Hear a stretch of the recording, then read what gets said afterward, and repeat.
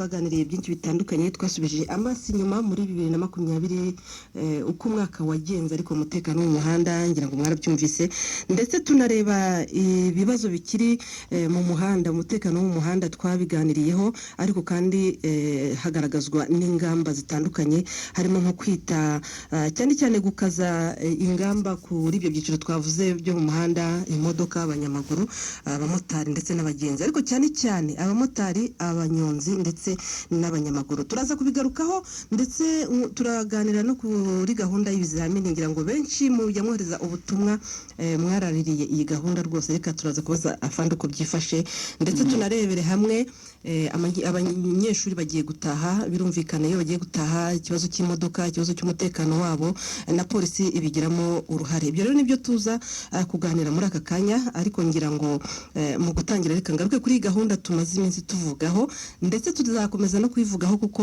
impanuka nyinshi ziba mu muhanda, haba mu mujyi wa Kigali, haba mu ntara hirya no hino, usanga ari impanuka zigenda zikibasira abamotari, zigenda zikibasira abanyonzi, zigenda zikibasira abagenda n'amaguru. Yego n'imodoka nuko, ariko cyane cyane ibi byiciro hari igihe biba byagize uburangare mu kugenda mu muhanda, cyangwa se hari ukundi byagenze, cyane cyane ko abenshi baba batazi amategeko y'umuhanda, birashoboka. Ariko iyi gahunda igufasha kumenya neza icyo usabwa muri ibi byiciro bitatu. Afande, ndumva iki ngiki twagiraho tukakigarukaho, ukongera ukagira icyo wibutsa abateze amatwi Radio Rwanda. Yego murakoze, kandi ndasuhuza abaduteze amatwi, bifuriza n'igitondo cyiza no guhaha bakaronka mu mutekano usesuye, cyane cyane abari bukoresha umuhanda. Nibaza ko hafi y'abantu bose babyutse bavuga bati hari icyo tugiye gukora kugira ngo twongere imibereho yacu imere neza, bose bari bukoresha umuhanda, waba uwa kaburimbo, waba uw'ibitaka. Ariko ndibaza ko uyu munsi ndetse igihe cyose usanga abantu benshi bakoresha umuhanda, niyo mpamvu tubyibandaho. Tunashimira cyane ubuyobozi bwa Radio Rwanda aho bwaraduhaye umwanya kugira ngo nyine bikomeze bihabwe agaciro, twibukiranye icyo buri wese asabwa, ngo koko icyazinduye umuntu akigereho, natanakigeraho ibyo ni ibindi bibazo, ariko byibura atahe amahoro. Nkuko mwarimu bivuzeho, twihaye gahunda yo kuvuga ngo byibura ubukangurambaga bwacu bwibande cyane ku byiciro bitatu, nkuko wari ubivuze. Abanyamaguru, abakoresha umuhanda nyine bagenda n'amaguru, abanyonzi cyangwa abatwara amagare, hanyuma n'abamotari. Kubera yuko ntabwo ari kubabwira gusa, ahubwo impanuka zose nk'uko mwabigejejweho icyumweru gishize muri raporo y'umwaka washize, byagaragaye ko nibyo byiciro byagizweho ingaruka zikomeye n'impanuka zo mu muhanda, cyane cyane abitabye Imana cyangwa bakomeretse ku buryo bukabije. Iyo bari muri ibyo byiciro birumvikana n'izoroheje nibo zigiraho ingaruka cyane. Rero nk'uko twakomeje kubibabwira, twagiye tubabwira icyo buri cyiciro gisabwa, ariko turongera tunabisubiremo yuko abanyamaguru rwose bo mu mitwe yabo, ngira ngo abenshi mbere yuko tugira icyorezo cya COVID-19 twari twaratangiye ubukangurambaga bwo kugira ngo n'abanyamaguru biga amategeko y'umuhanda bayamenye, tukabasanga aho bari, ku mashuri, muri za gare, hirya no hino aho baba bari hose. Ariko kubera nyine ingamba zo kugira ngo twirinde iki cyorezo kandi kigabanuke tukenarangire, ibintu byo kwegereza, byo kuhuza abantu benshi no kwegerana byabaye bihagaritswe. Ariyo mpamvu rero bisaba ngo buri wese ashyireho imbaraga ze, yongere yiyibutse muri bya biganiro twagiraga. Ariko ibyinshi niyo ubungubu abanyarwanda benshi twateye imbere, dufite zino telefone zitwa smartphone. Iyo yanditsemo agiye muri Google akandikamo ibisabwa, umunyamaguru ahita abibona, agasoma akiyibutsa.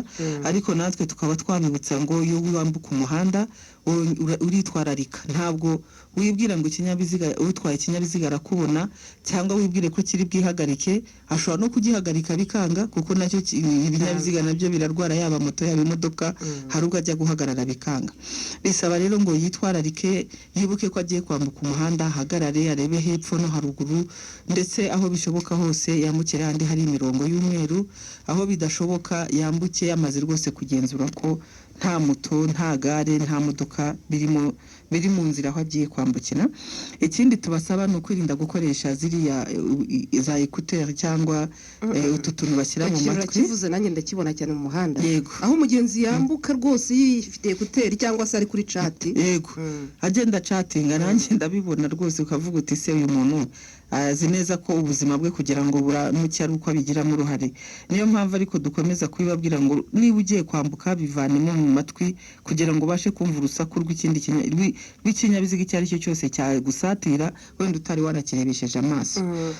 Ikindi tubakangurira ni ukugenda uko bishoboka kose akajya mu cyerekezo cy'imodoka aho ituruka yireba, yaba azamuka yaba amanuka akavuga ati aho ndimo njya imodoka inturuka imbere ndayireba, kugira ngo kuko iyo uguturutse iyo ugenda uteye imodoka umugongo cyangwa moto cyangwa abandi bari gukoresha umuhanda, ni ukuvuga ngo ibiguturutse inyuma ntabwo wapfa kubyumva.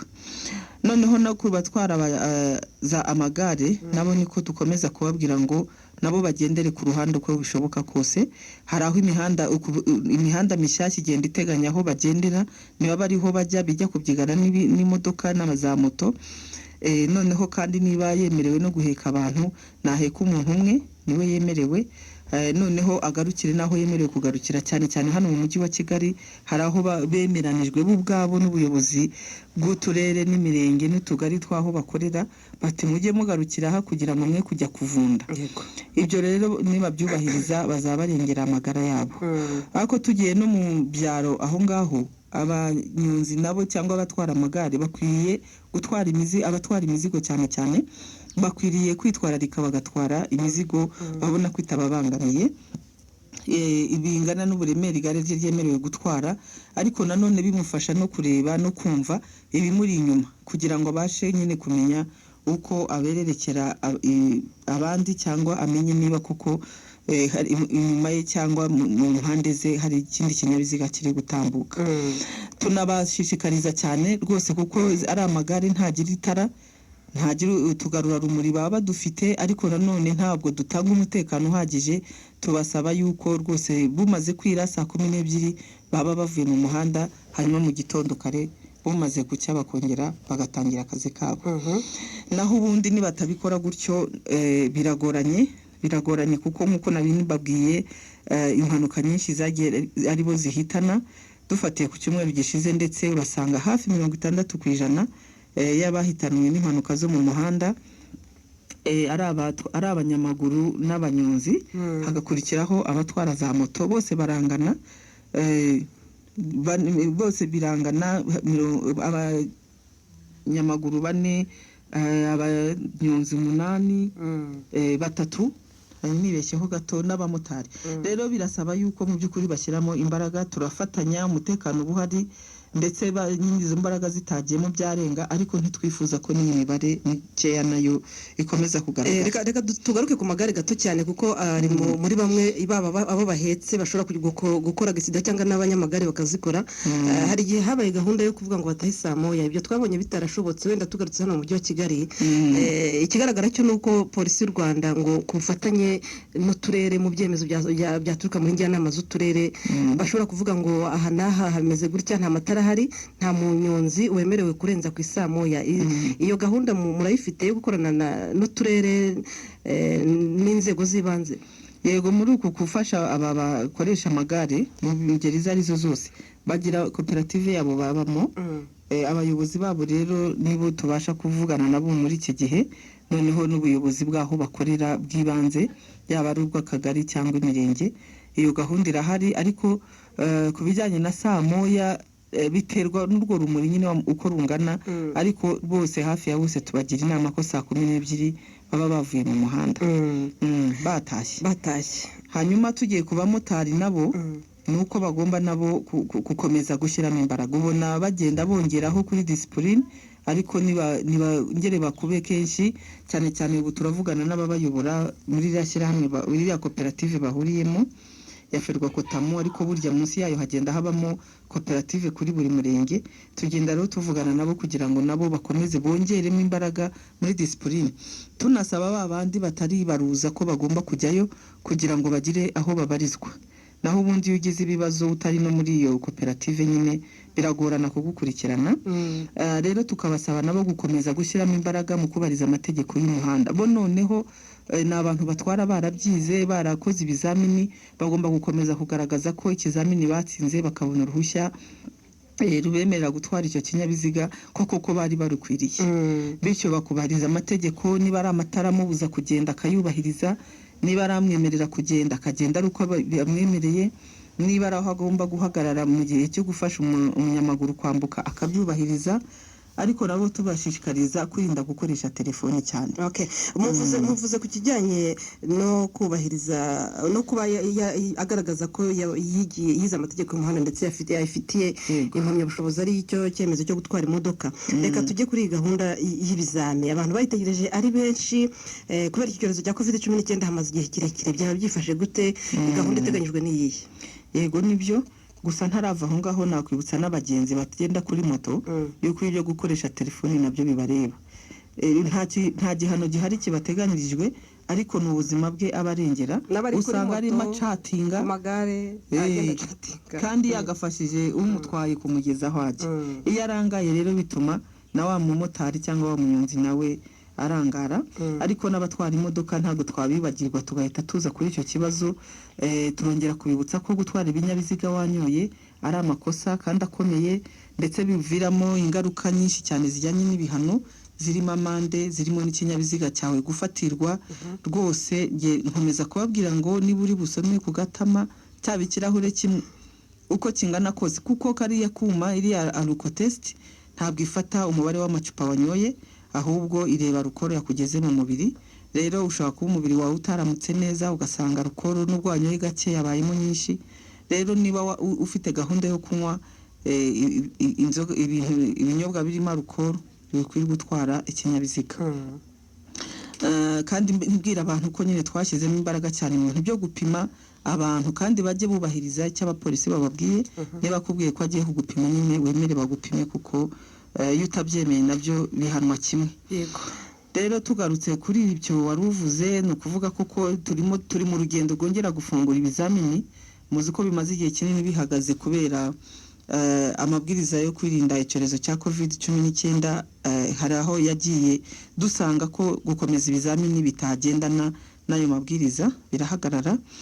Ariko ubu twari twatangiriye ku bijyanye n'abantu bacikanwe, kuko nta nubwo bacikanwe, ahubwo ubwo icyorezo cyazaga twarafunze, kandi abantu bagombaga gukora muri ibyo bihe nabo ngabo tugiye kongera gukoresha. Ariko kuva mu kwa 9 kugera mu kwa 12 hari abari bakoze bo mu ntara zose. Ubu rero abo tugiye gukoresha nabo muri Kigali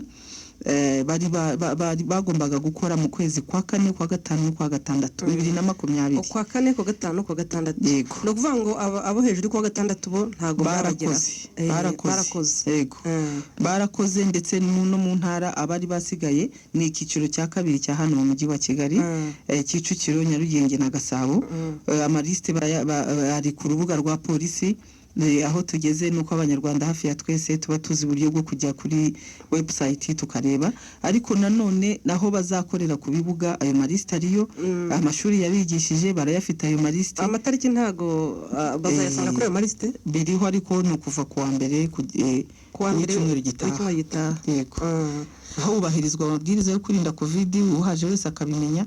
Ariko gahunda nuko abantu bakamenya ngo nta mugereka.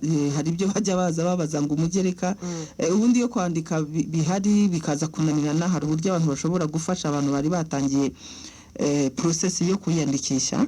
Ubu rero nuvuga ngo si ukwiyandikisha n'abo bantu gusa, ni kuri ayo maliste abantu babyumve babisobanukirwe. Mu kwa 5, mu kwa 6 2020. Yego, 2020. Ko abantu bamaze iminsi bafite inyota, nimujya kubona mukabona haje n'abandi ari kivunge, bizagenda bite?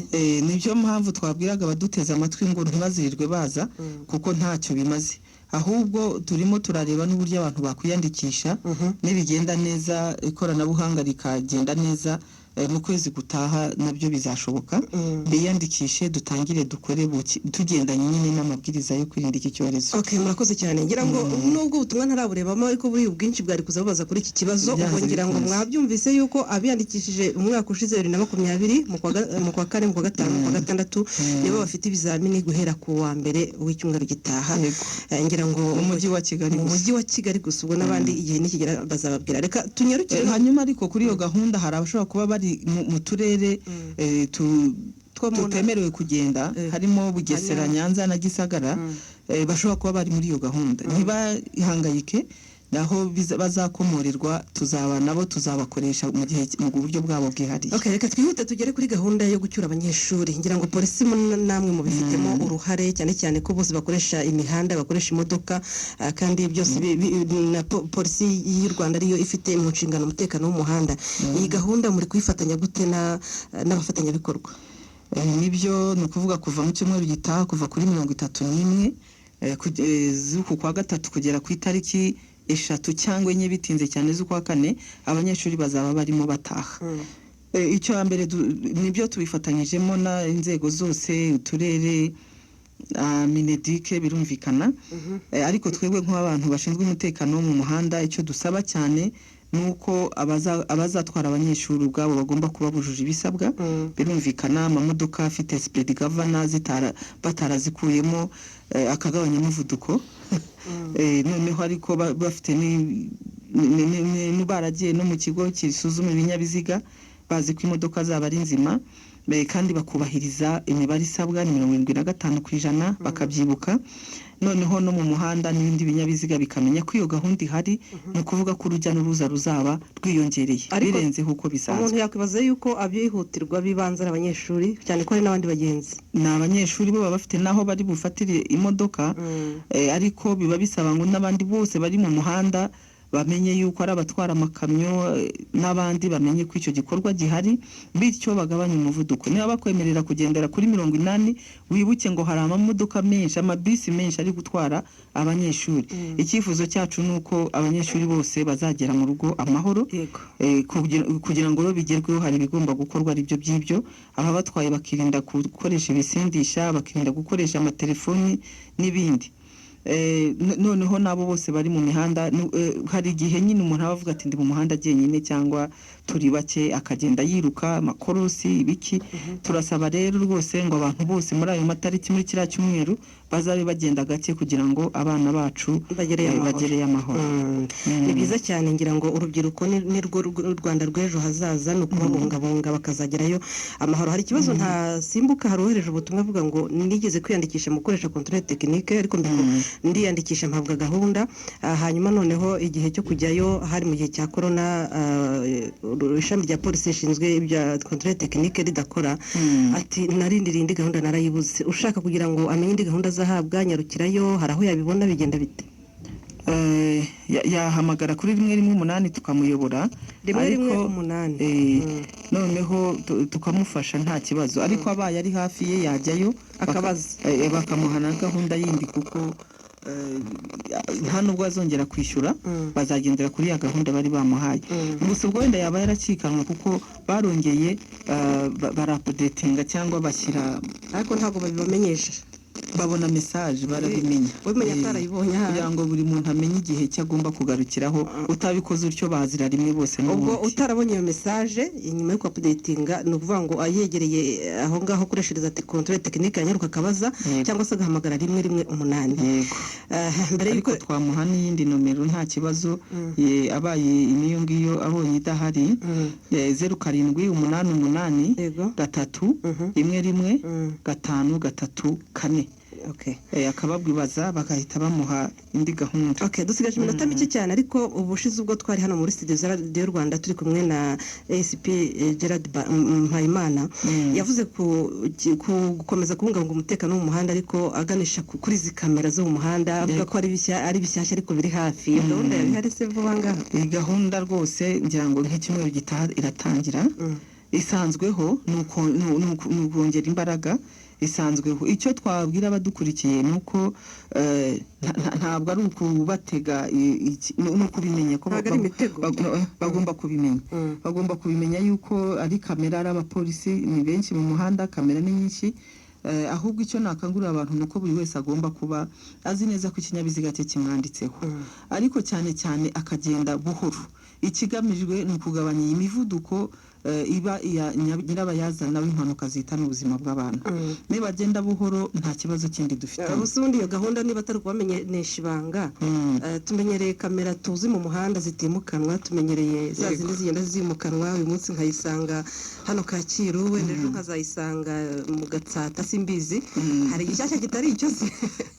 nizo ngizo zirimukanwa hari izitimukanwa nazo ni nyinshi zarongerewe ariko hari n'izimukanwa zariyongereye zikora inshuro navuga nka 30. kuki muzihisha zirazimukanwa oya ngo ntabwo muzishyiranga inyuma y'igiti ahantu hatagaragara oya aho ngabo ntabwo ubwo n'utararebye neza cyangwa ari byo yifitiye mu mutwe we ibiri ahantu kuko igomba gufotora igiti ubwacyo cyayibangamira cyangwa kikayikingiriza noneho urumva ni nyinshi rwose kandi abantu bumve ko dushaka ko bagabanya umuvuduko ukabije bizagendana n'ibyapa biri mu muhanda ariko icyo tubakangurira ni icyo no kugenda gake ntabwo igabanya umuvuduko gusa harimo byinshi n'amadeni umuntu utarishyuye yihutire kwishyura amadeni yo mu muhanda afite harimo abo ngabo batwara basinze izo gahunda zose zirimo kujyamo abatwara bavugira ku matelefoni nta kwirirwa turwana na bati nyamara umbonye nk'upye nyamara ntago nazo byose birimo rero nibumve yuko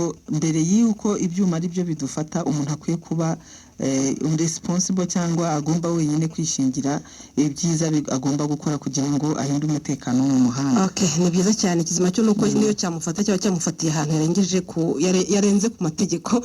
Reka mbashimire cyane murakoze. Yego murakoze. Okay, na mwe murakoze rero mwana muduteze amatwi ngira ngo kugira amahoro n'ingenzi kandi ubwo twese tubyubahirije ntakabuza byagerwaho. Mu kanya ndagaruka n'ikiganiro cya Rwanda Revenue tuvuga ku musoro ku nyungu z'umwaka wa 2020 ndibaza ko urabizi ko igihe kiri hafi hanyuma ubwo ndagaruka mu kanya ndacyari mu kwiranga Rose kandi nkomeza kuguha ikaze muri gahunda. Ndagushimiye wowe ukurikirana Igika TV kandi subscribe tujye dukomeza tubana tubagezaho amategeko y'umuhanda ndetse n'ibindi byabafasha kumenya ibijyanye n'umuhanda ndetse n'ibindi byakugirira akamaro muri rusange. Kandi subscribe rero tubane kuri iryo jambo ry'umutuku riri aho ngaho munsi niba utarayikanda rikandeho hanyuma tujye dukomeza kubana. Mugire umunsi mwiza murakarama.